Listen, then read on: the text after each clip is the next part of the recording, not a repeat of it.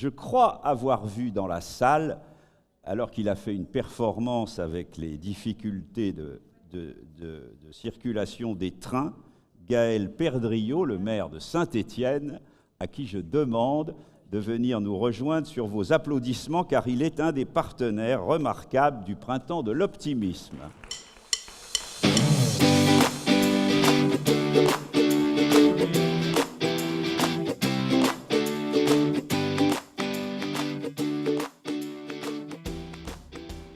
Alors nous allons parler, j'ai fait fermer la table de l'optimisme qui était emplie de dizaines et de dizaines de participants.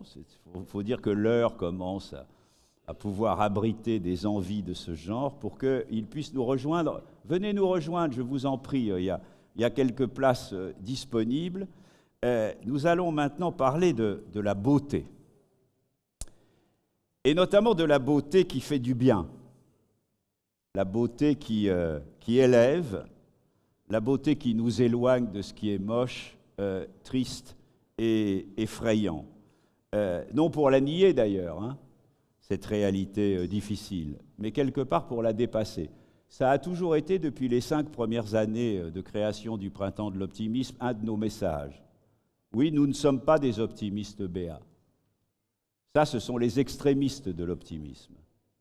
Ceux qui pensent que tout va toujours aller bien et que tout va toujours s'arranger. Comme ça, il y avait un jeune chauffeur de taxi un jour qui me prenait à la sortie d'une émission de télévision et qui me dit « Vous avez parlé de quoi ?» Je lui dis « J'ai parlé d'optimisme. » Oh, il me dit « C'est formidable, j'ai 25 ans, tout m'a toujours réussi dans la vie et ça va continuer. » Je lui dis « Oh là là, on se calme. La vie est belle à proportion qu'elle est féroce. On ne sait ce que c'est vraiment que le bonheur quand on a aussi traversé des épreuves. On ne sait ce que c'est que le succès que quand on a aussi connu des échecs. On apprend d'ailleurs entre nous généralement plus de ces échecs que de ces succès parce qu'on les analyse évidemment davantage. C'est aussi la résilience et la culture du rebond dont on a pu parler dans un instant. Non, nous sommes des optimistes lucides. Nous ne nions pas les difficultés, ni les épreuves, ni les galères, ni les menaces. Simplement, nous voulons marcher sur 2 jambes. Je veux dire, une qui prend en compte évidemment ces difficultés ou ces menaces, et puis l'autre qui nous fait non pas être obsédés comme le lapin pris dans les phares uniquement par ce qui est triste, moche, effrayant. Ah, ça manque pas, notamment avec les médias audiovisuels. Mais de savoir aussi orienter notre regard vers ce qui est beau, vers ce qui est positif, vers ce qui marche en France, autour de nous, dans le monde, les traceurs, les innovateurs, les entrepreneurs, tous ceux qui font monter du terrain du côté des entreprises, des associations, des collectivités territoriales, des initiatives positives et qui portent un espoir et une volonté d'avancer. Et au fond, le sujet qui nous rassemble à l'heure qu'il est, voilà, c'est celui-là.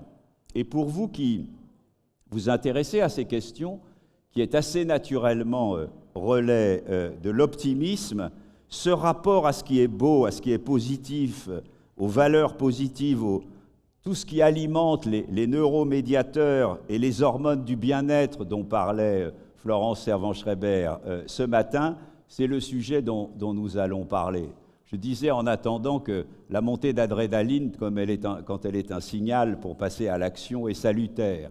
Quand c'est pour s'enquister dedans, c'est une menace grave. Et Florence Servan-Schreiber disait très justement qu'il y a la même chose de l'autre côté. Une seule pensée positive, ça éclaire votre visage. Ça vous rend plus rayonnant, plus entraînant, et ça alimente en plus vos neurones.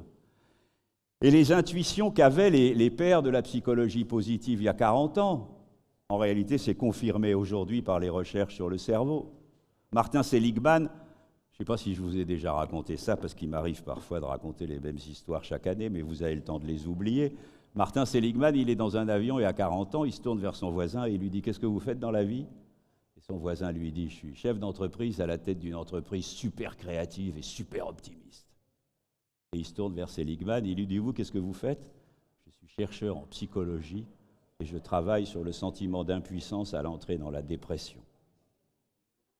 Et l'entrepreneur lui dit à ce moment-là ce truc incroyable, mais est-ce que vous vous occupez aussi de l'autre face de la médaille?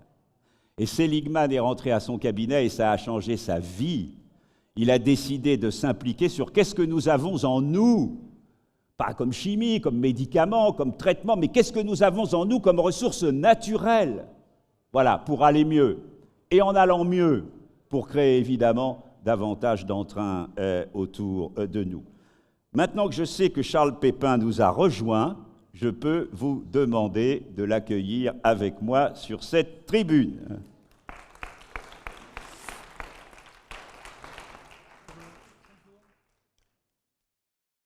Alors Charles Pépin, j'ai à peine besoin de le présenter. J'ai parlé de Gaël Perdriau, qui est un de nos partenaires maintenant quasi historique du Printemps de l'Optimisme. Il est là parce qu'il prouve par son action qu'une ville, une commune, une métropole peut à la fois être fidèle à son histoire, y compris d'ailleurs par ses musées, et en même temps, pardon d'utiliser ce mot un peu devenu à la mode, pas incompatible du tout, mais portant même l'innovation, le design, c'est-à-dire ce trait d'union entre l'utile et le beau. Charles Pépin, je n'ai pas besoin de le présenter, il est professeur de philosophie, il est multidiplômé, il est auteur de best-sellers, y compris en bande dessinée. Tu publies ces jours-ci, je crois d'ailleurs que tu l'as dédicacé en pré-exclusivité. Je ne sais pas si tu recommenceras quelques minutes après, avant que tu partes faire tes cours, qui est La confiance en soi, une philosophie.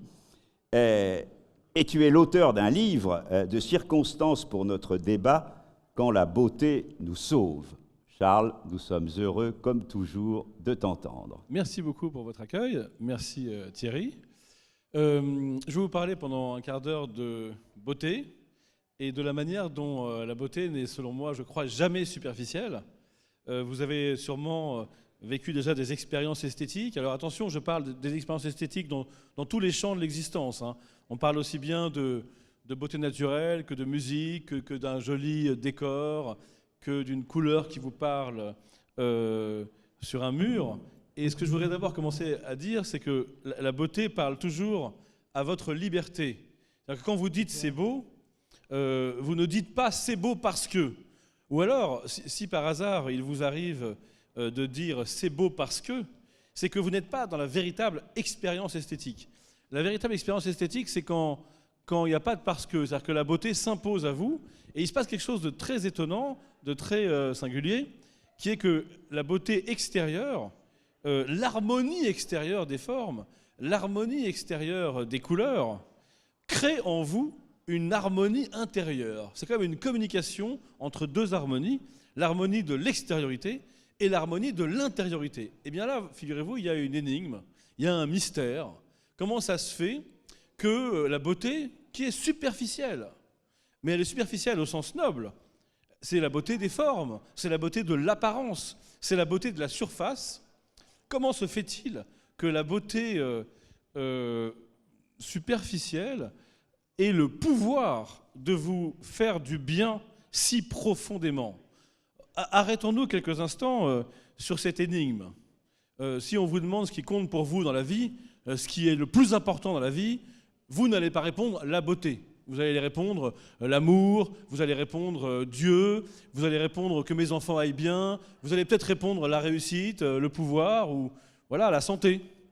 Et pourtant, dans cette vie comme ça, passée à rechercher de manière prioritaire autre chose que la beauté, eh bien, la beauté a le pouvoir de vous arrêter dans cette hâte, de vous immobiliser et de vous élever en même temps. Et la question, c'est qu'est-ce qui se passe? Qu'est-ce qui se passe quand la beauté vous parle, vous touche et vous élève?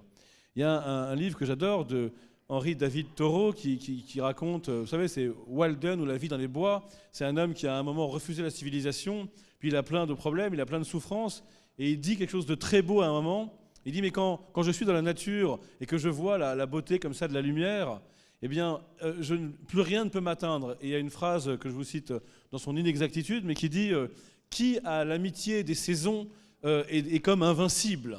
Et on a tous déjà vécu ça, cette espèce de manière dont finalement la beauté soudain nous donne confiance. C'est quelque chose que je développe dans mon dernier livre dont Thierry a parlé et que j'ai eu la joie de signer pour la première fois de toute sa vie et de la mienne ici même au Printemps de l'Optimisme. Et j'explique que la beauté nous donne confiance. Mais qu'est-ce qui se passe? Vous l'avez tous vécu. On souffre, on a des illusions, on a des échecs, des doutes. On se dit qu'on ne va pas y arriver souvent. On a des blessures d'ego, on a un sentiment d'impuissance, on a l'impression que la vie est trop dure. Et puis, on va simplement marcher. Par exemple, dans la ville, et puis il y a un beau ciel. Ou alors, mieux encore, on va dans la campagne française, par exemple. Et là, soudain, alors qu'on n'a pas trouvé la solution au problème, alors qu'on n'a pas discuté avec quelqu'un qui nous a éclairés, alors qu'on n'est pas sorti du tout de la difficulté de l'existence, il y a quelque chose dans la beauté d'un ciel, d'un paysage, qui suffit à nous redonner la confiance. La question, c'est quelle est cette chose? Et la réponse, je ne l'ai pas.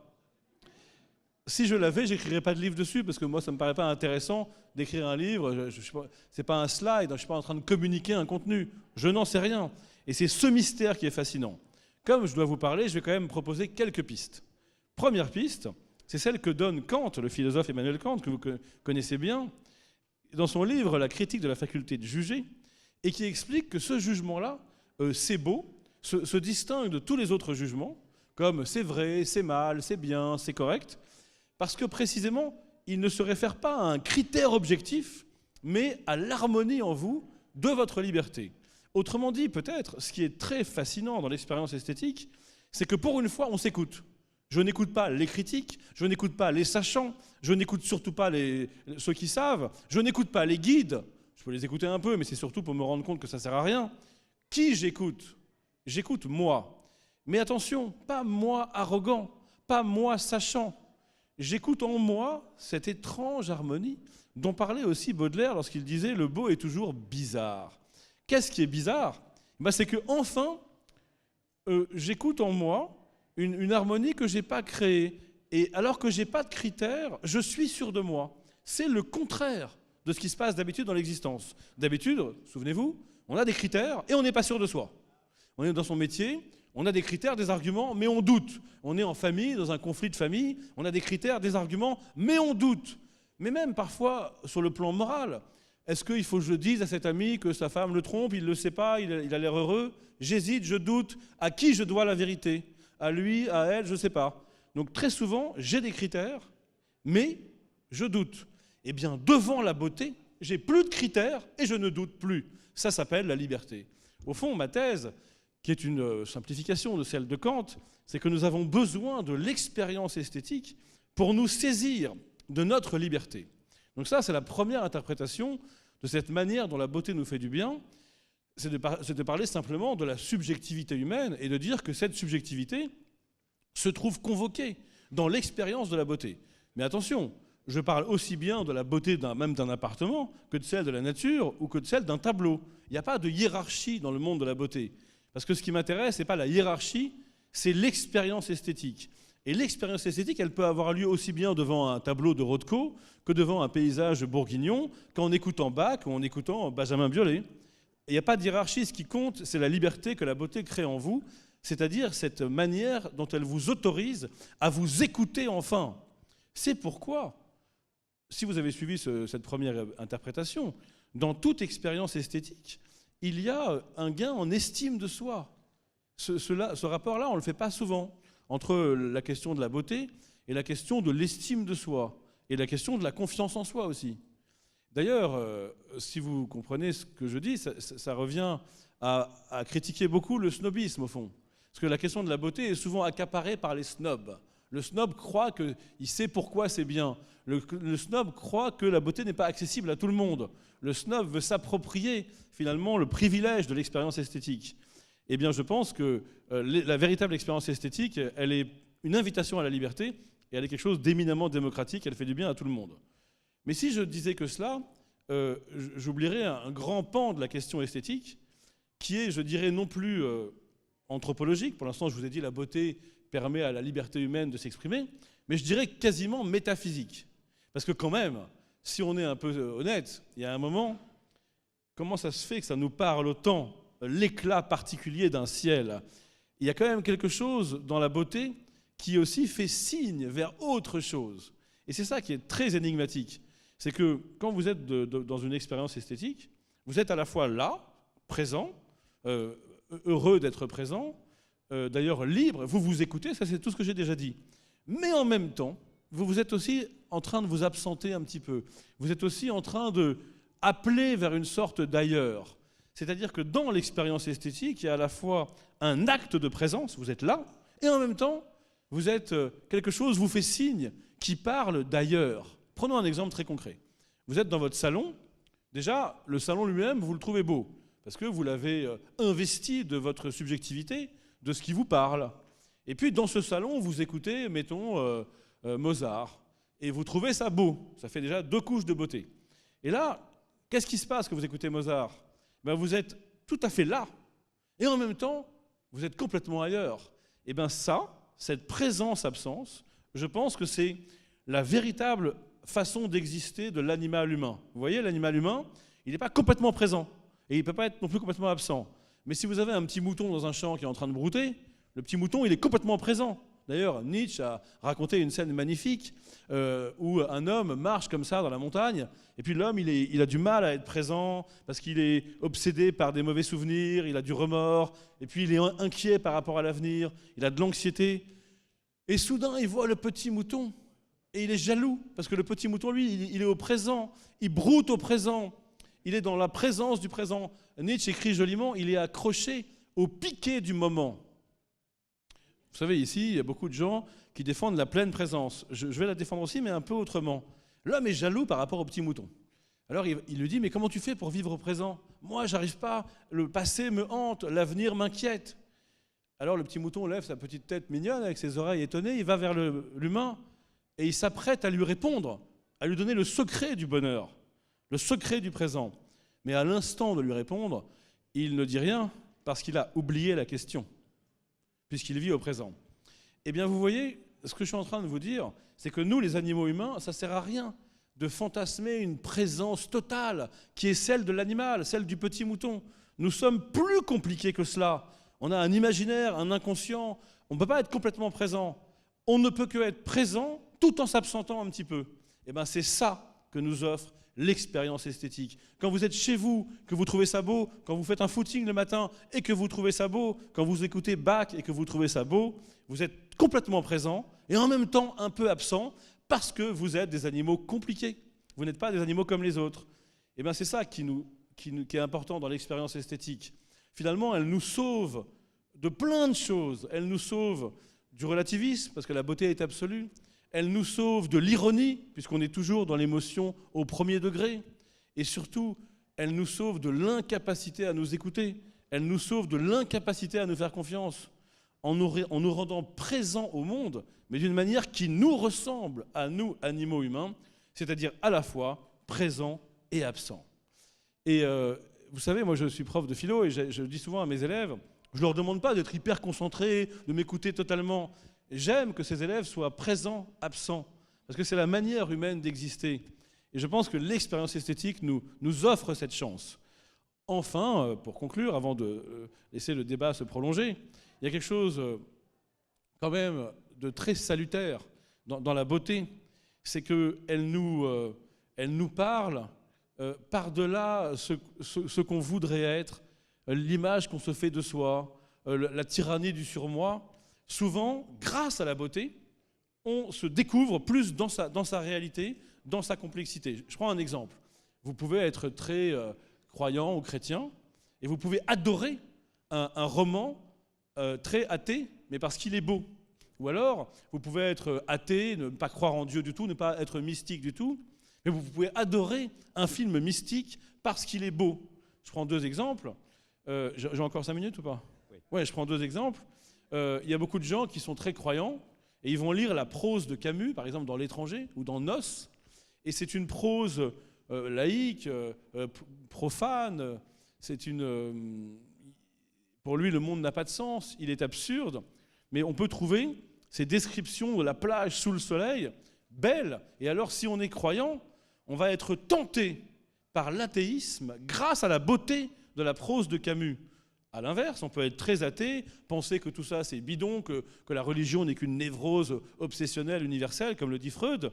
Et puis on voit Ordette, ce magnifique film de Dreyer sur la vie de Jésus, incroyablement mystique, incroyablement lent, et puis il y a la lumière, et à un moment, Jésus rend la vie à une morte, et soudain on y croit. Pourquoi ? Parce que c'est beau.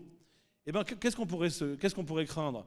On pourrait penser que la beauté nous leurre, qu'il y a une illusion, qu'on est attiré par le faux. Mais c'est le contraire. C'est qu'on se rapproche de sa complexité. Grâce à l'expérience esthétique, on s'ouvre à sa propre multiplicité. On se rapproche de l'autre en soi.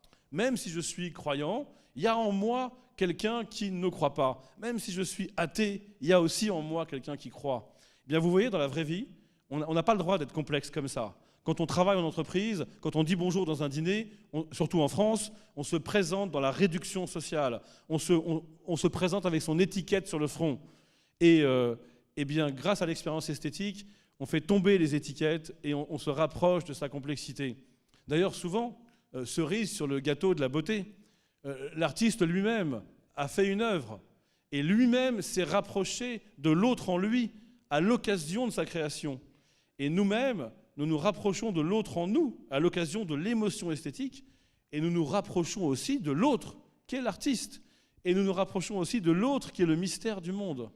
Bref, je conclurai d'un seul mot, de quoi surtout la beauté nous sauve, de la crispation identitaire, de la réduction identitaire, de la simplification identitaire.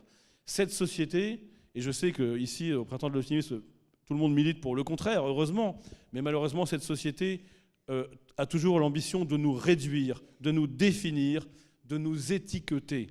Eh bien, la beauté nous sauve de cette tragique réduction. Merci beaucoup.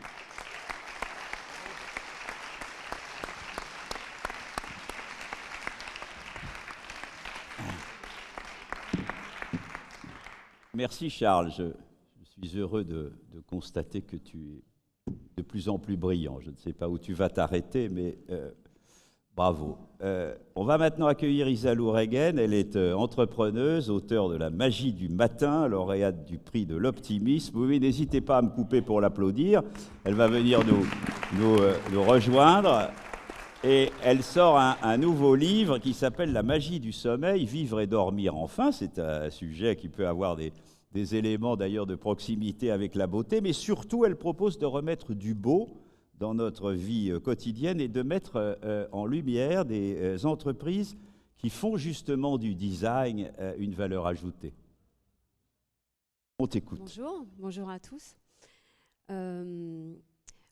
Par rapport au design, moi, je sais qu'il y a beaucoup de définitions dans tous les sens, et ce que j'ai retenu, en tout cas pour moi personnellement, de cette notion du design, c'est que c'est une pratique, un métier qui parle de conception, et l'idée de concevoir, en fait, de façonner le monde.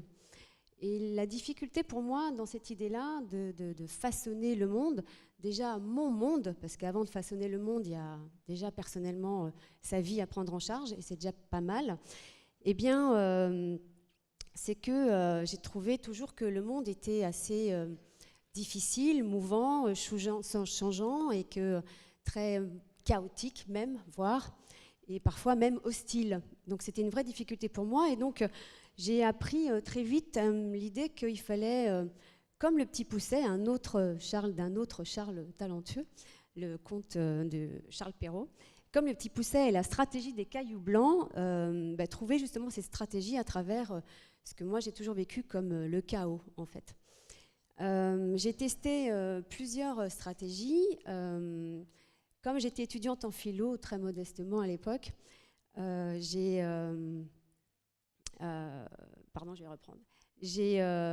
essayé de trouver des solutions auprès des philosophes, justement. Et là, j'ai trouvé à la fois des réponses, mais en même temps, c'était des réponses, mais en même temps, c'était assez angoissant, parce qu'entre Sartre, qui disait qu'il fallait que chacun devait inventer son chemin, et puis que l'homme n'était rien au départ, et qu'il sera ensuite, à partir du moment où il se sera fait, et qu'il sera à partir du moment où il se sera fait, que ensuite aussi Nietzsche, je sais Charles que tu aimes beaucoup, c'est deviens ce que tu es. Eh bien tout ça c'est à la fois hyper stimulant et en même temps c'est très angoissant. Et j'ai commencé à travers ça à me dire qu'il y avait une petite stratégie à trouver. Et par rapport à une forme... Excusez-moi, je suis un peu émue, je préfère le dire comme ça, parce que moi, j'ai pas l'habitude, j'ai pas le talent... Merci.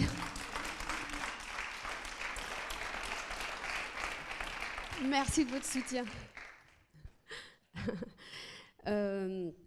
Et ça tombe bien que les philosophes m'aient prévenu quand même qu'il fallait s'inventer, parce que même si j'ai pas eu le destin dramatique de Solaro dans le livre de Charles, encore mon grand référent dans la joie, je me suis pas retrouvée en prison, mais j'ai quand même eu une grande adversité quand même dans la vie. J'ai commencé, d'où les rituels, hein, vous allez voir, il y a un lien. Hein. Mais j'ai commencé donc ma vie avec des maladies graves. J'avais à peine 20 ans, je marchais, j'avais une maladie invalidante, je marchais avec une canne, j'étais comme une grand-mère de 90 ans, je souffrais vraiment beaucoup dans mon corps.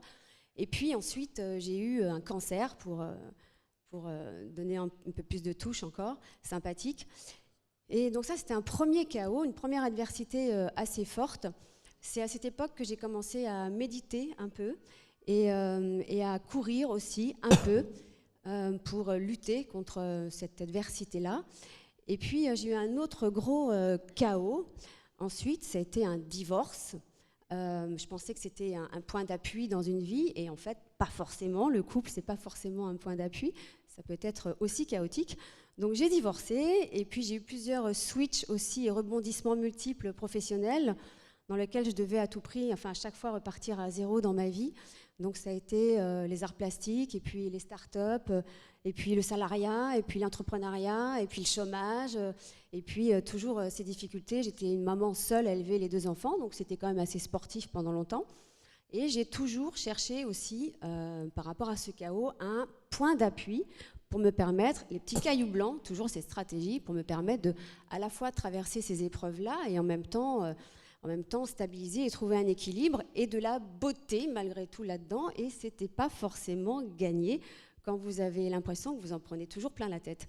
Et puis il y a un autre chaos ensuite, c'est là, je suppose que peut-être qu'on va tous se retrouver, c'est cette pression du temps, cette mauvaise gestion du temps aussi, qui fait que j'avais toujours l'impression de courir après les événements, le temps, l'imprévisibilité de la vie, et puis que mon agenda, mes petits moments sympas, passaient toujours après quelque chose, et que je me suis rendu compte que j'étais plus en état finalement de survie que vraiment de maîtrise.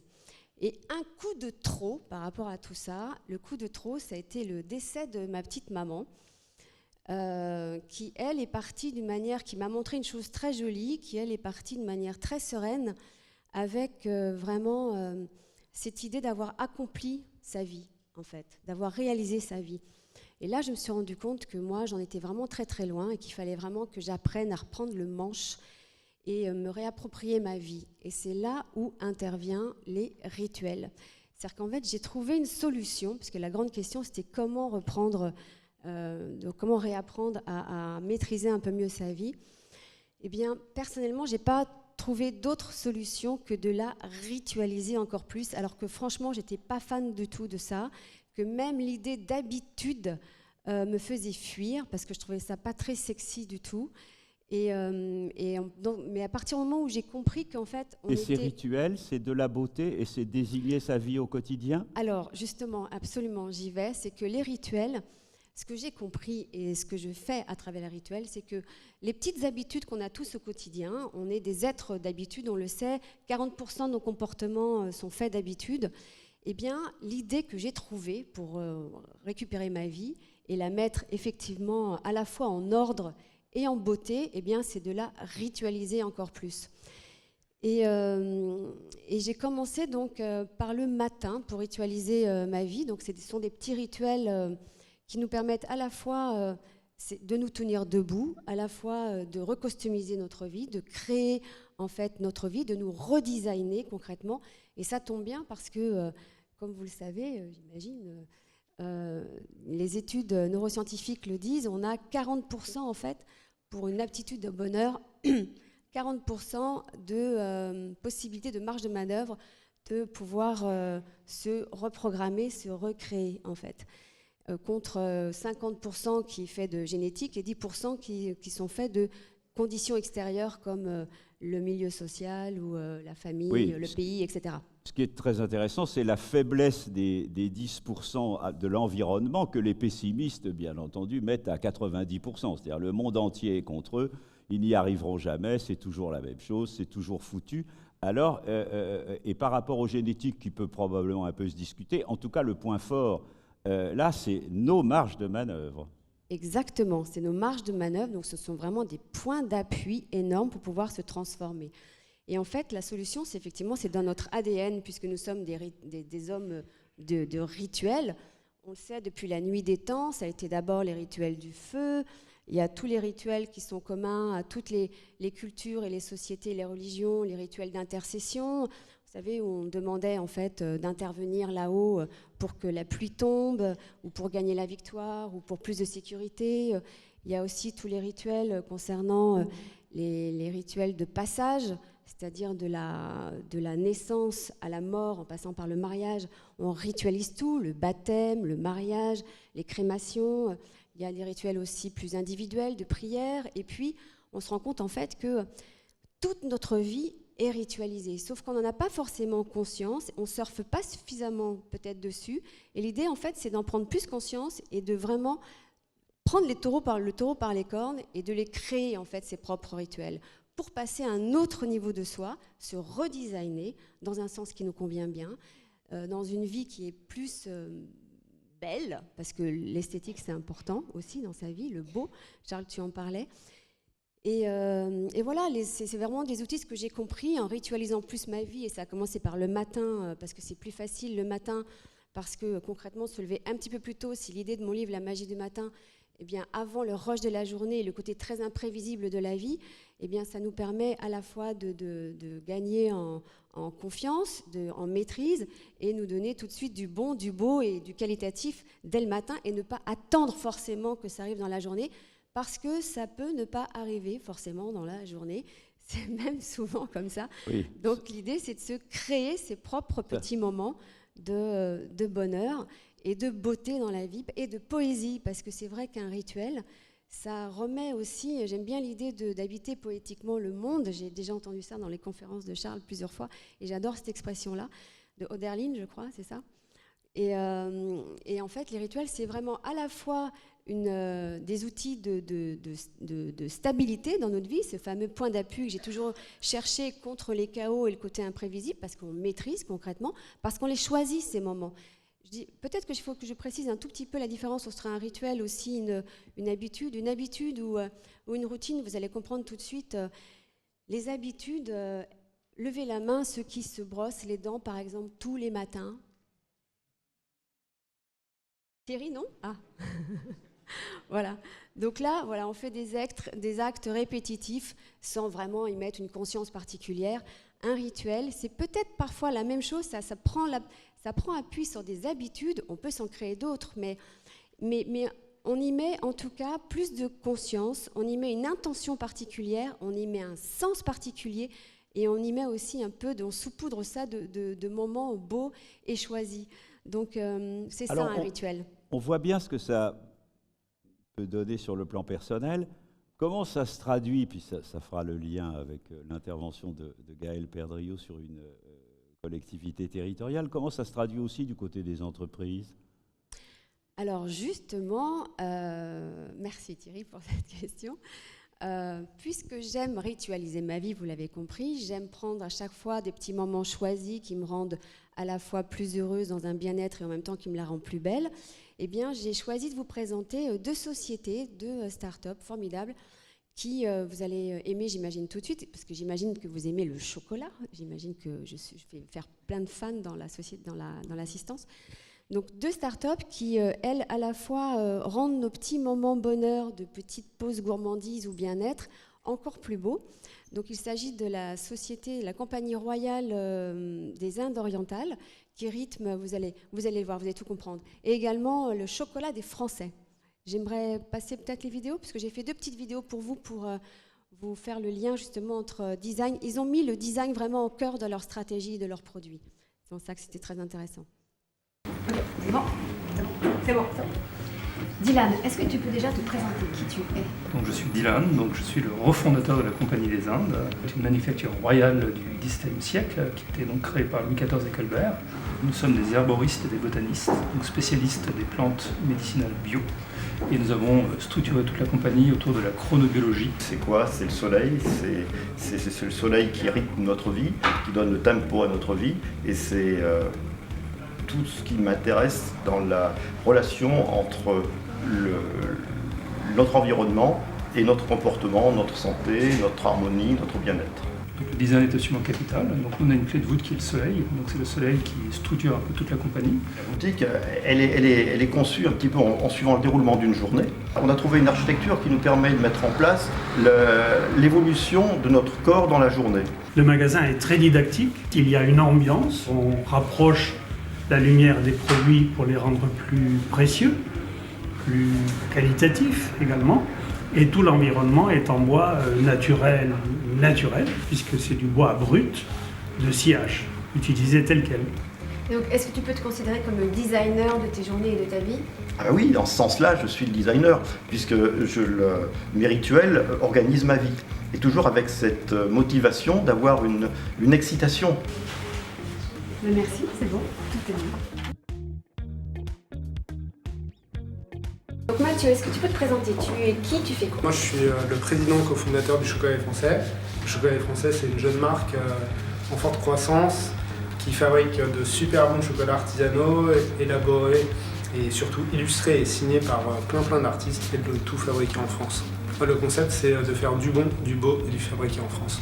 Concernant le beau, on voulait aller à l'opposé de ce qui se faisait dans le monde du chocolat, qui est assez sérieux, austère. On propose en fait plein de design, on collabore avec des centaines et des centaines d'artistes. Avec un peu d'audace, on est allé demander à des gens très connus comme Plantu, comme Ben, comme Zep, le créateur de Titeuf, voilà, de designer. Il nous a dit oui. Ça a créé un gros buzz sur Instagram, dans la presse, et puis on a eu notre premier distributeur qui a été Colette, le fameux magasin à Paris, et c'est là que tout a commencé. On n'est pas qu'une marque de chocolat, on est aussi un produit design et graphique. On aura bientôt notre premier magasin normalement en 2018. Où ça? À Paris. Est-ce que tu as des rituels?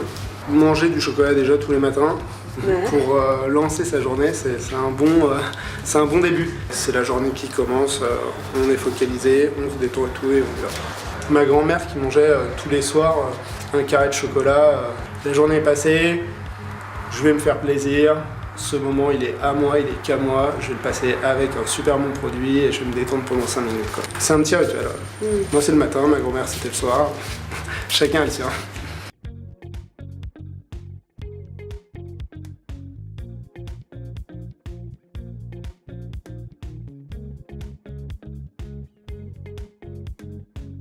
Je pense que tu as quelques compléments d'informations à nous donner sur ces deux exemples.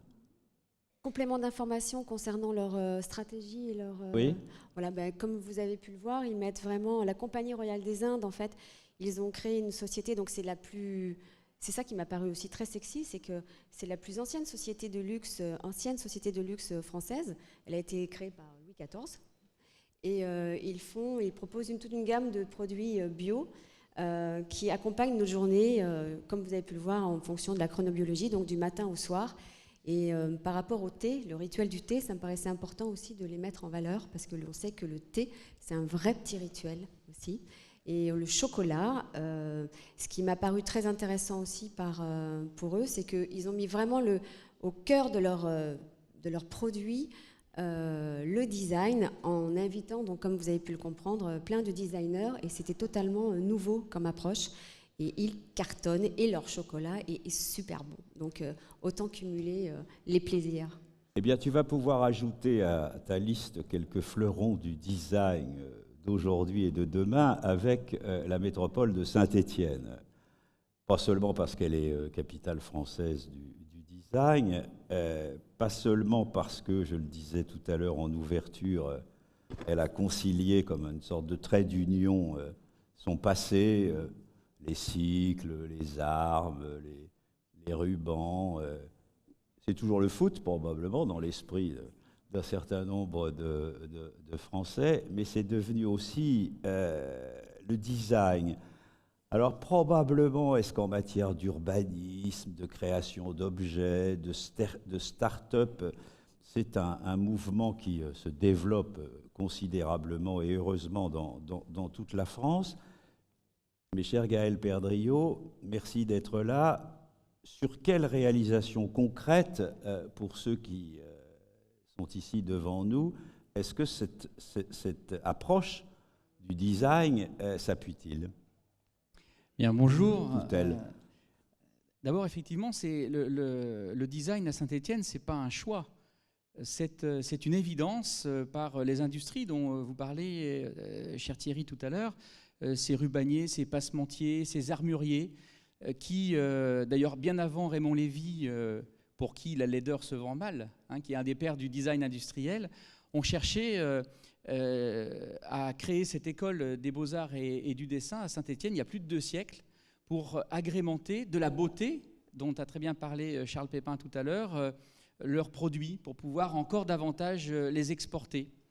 Mais on sait aussi que le beau est utile relativement à l'usage qui le rend ainsi. C'est Socrate, père de l'optimisme, qui le disait. De là à faire un lien entre l'optimisme et le design, il n'y a évidemment qu'un pas que je saisis.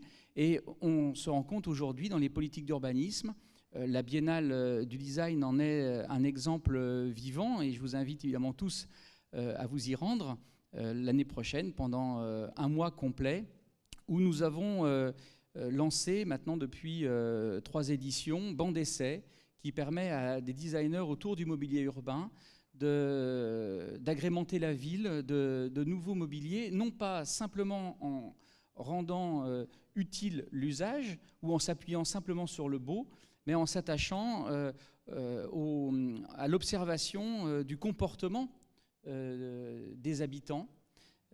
Et d'ailleurs, cette industrie qui simplement faisait appel aux artistes pour agrémenter leurs produits a évolué. Je pense par exemple à Vernet Caron, qui est toujours un armurier international très important, qui aujourd'hui travaille avec des designers pour faire en sorte que ces produits ne soient pas simplement utiles, répondant à leurs fonctions, pas simplement beaux en faisant appel à des graveurs pour la crosse ou quelques pièces de bronze de leur fusil, mais aussi pour faire en sorte que l'usage, la prise en main correspondent parfaitement à la morphologie des utilisateurs.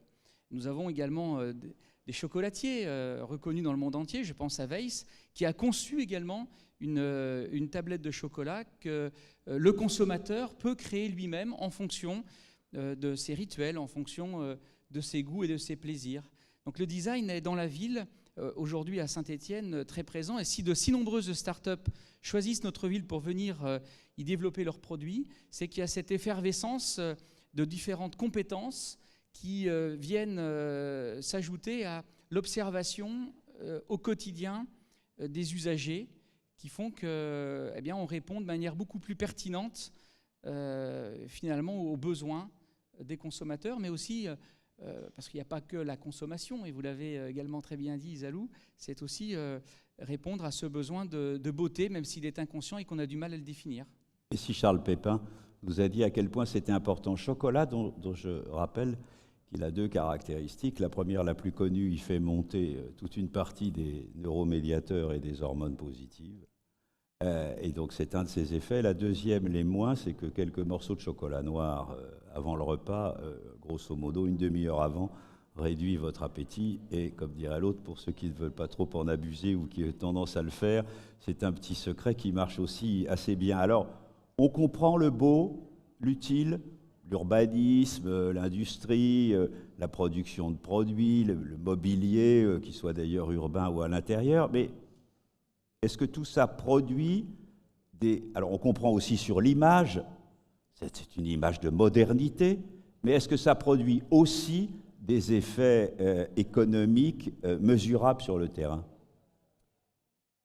Oui, très clairement, parce qu'aujourd'hui, il n'y a pas une entreprise qui conçoit un produit en bureau d'études et qui n'introduit pas entre cette conception et puis le service marketing pour sa commercialisation le design.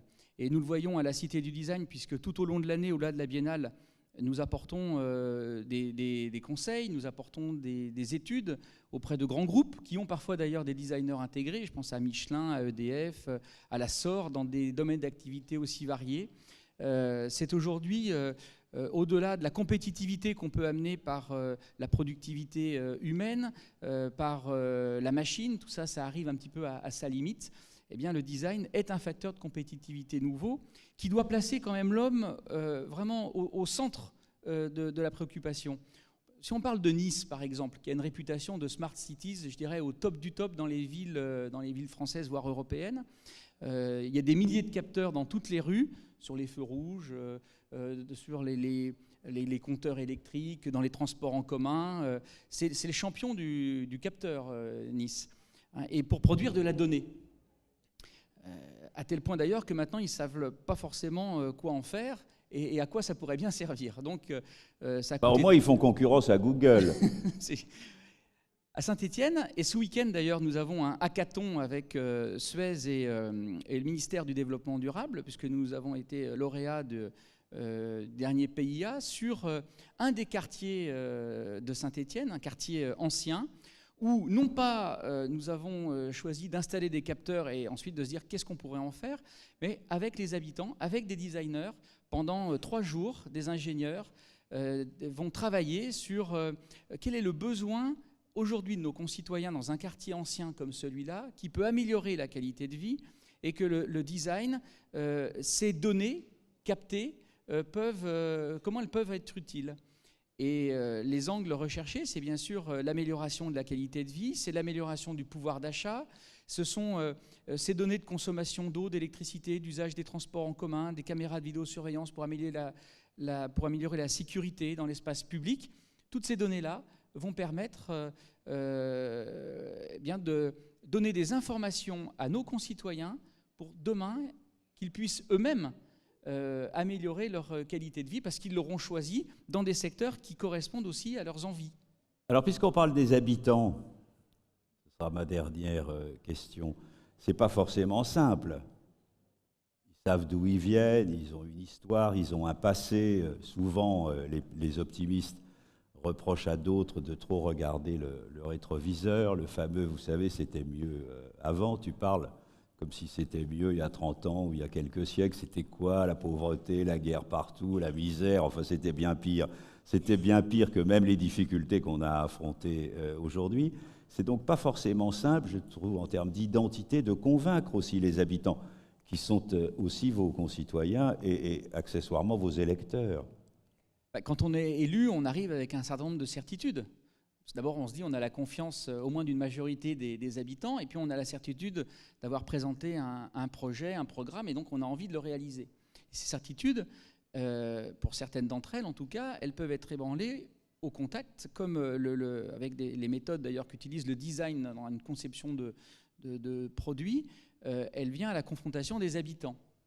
Et il faut se laisser ébranler par ce questionnement de nos concitoyens, et puis accepter aussi de pouvoir construire la ville de demain en prenant en compte la vie des habitants qui évolue à une vitesse grand V. Il faut beaucoup d'humilité, de simplicité, sans forcément bien sûr renier ses convictions, mais faire en sorte de se laisser modeler, appréhender par la vie de nos concitoyens. Je pense que la ville de demain, elle passe aussi par cette agilité et cette souplesse, en n'oubliant jamais évidemment d'être optimiste, parce que je crois aussi que la vie est difficile pour nous tous, évidemment aussi pour nos concitoyens, et que notre rôle d'élu, j'en suis convaincu, c'est d'avoir cet optimisme, non pas béat comme vous le disiez tout à l'heure, mais un optimisme qui emmène, qui entraîne les chefs d'entreprise, qui emmène les étudiants, qui emmène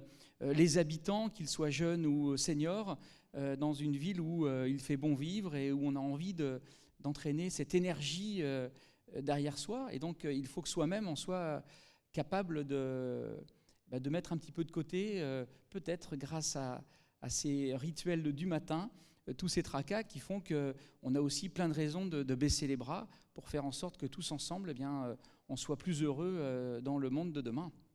Bravo, on voudrait beaucoup de maires comme vous. On va regarder, avant de conclure, on va regarder quelques images qui rapides, qui illustrent une partie de vos propos.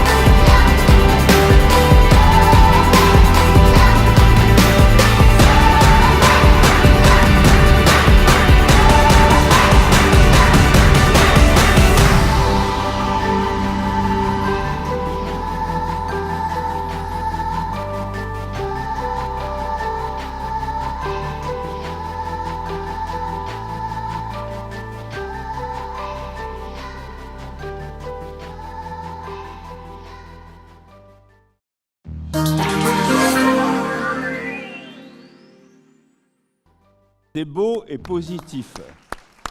Alors Isalou, pour conclure, un mot chacun. Tu connais Saint-Étienne? Est-ce que ça te donne envie d'y aller? Ça me donne carrément envie. Je trouve ça formidable. Et tu imaginais que le design, ou tu savais que le design, ça pouvait prendre une telle ampleur à l'échelle d'une métropole? Non, j'avais pas vraiment envisagé ça et je trouve ça formidable. Il y a une notion de résilience aussi, de renaissance là-dedans qui est très forte. Et je suis très admirative. Ça nous rappelle le début de ton intervention, c'est-à-dire des personnes font de la résilience et des collectivités aussi. Ouais. Elles s'appuient sur les difficultés qu'elles ont connues pour rebondir. On peut dire que c'est le mot de la fin, si vous nous dites ça aussi, si vous rejoignez. Et d'ailleurs, il y avait dans Charles Pépin une chose très intéressante, voilà, sur le rapport à la beauté.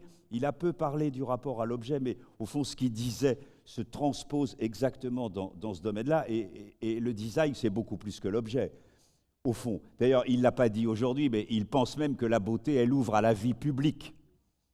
Elle ouvre au respect de l'autre, puisque quelque part, on ne respecte les autres que quand on se respecte soi-même, à commencer d'ailleurs par l'utilisation de ses propres capacités. Là où le pessimiste dira justement, comme je suis un incapable et que tout est toujours foutu, c'est pas en plus pour aller s'occuper des autres, vous pensez bien. Hein? Mais c'est tout à fait ça, parce que quand Saint-Étienne a connu ces crises industrielles, comme aucune autre région n'en a connu, en métallurgie, dans le charbon, dans la manufacture, 5 crises en 20 ans de temps. Si on n'avait pas eu des chefs d'entreprise avec cette capacité de rebond dont on parlait dans la précédente conférence, cet optimisme en disant, bien moi j'étais sous-traitant à 100% d'une industrie qui a disparu, je suis donc cuit, je vais disparaître. Eh bien il y a cette résilience, cette capacité à se dire, j'ai un savoir-faire. Je l'utilisais peut-être pour le cycle qui aujourd'hui est plutôt produit à l'étranger. Les ressorts que je faisais pour le cycle, peut-être que je peux en faire autre chose. Et ces entreprises aujourd'hui, eh bien, elles travaillent dans le monde entier pour l'aéronautique, elles travaillent pour la hi-fi, la haute fidélité, dans des secteurs d'activité extrêmement modernes et compétitifs, qui fait qu'aujourd'hui, Saint-Étienne, ben, vous le voyez, c'est une ville moderne qui respecte son passé avec un taux d'emploi dans l'industrie, la mécanique qui reste élevé, mais qui sait aussi avoir plus de 250 startups aujourd'hui qui évoluent dans le numérique, dans le design, pour préparer eh bien, l'industrie de demain. Et ça me ferait très plaisir de vous accueillir à notre prochaine fête du livre pour que la population métropolitaine stéphanoise profite de ce que vous nous avez dit également tout à l'heure. Très honoré. Merci beaucoup. Merci beaucoup. Merci à vous. Est-ce que Thierry... Pardon. Est-ce qu'on pourrait Isalou. terminer par un petit rituel collectif, justement, d'optimisme et Oui, de victoire? oui. Oui, vous êtes partant? On va le faire et on va se quitter là-dessus. Simplement, on se retrouve à 14h15 pour la première keynote de Florence Servan-Schreiber. C'est parti, vous êtes partant? Un petit... D'accord, ok. Ok. Donc en fait, c'est issu du langage du corps. Vous savez tous déjà que l'esprit peut avoir une atteinte sur le corps, à savoir, on ne va pas très bien dans sa tête, on peut se faire un ulcère, mais on sait depuis quelque temps que le corps aussi a un impact sur l'esprit. Donc ce que je vous propose, c'est de vous mettre debout.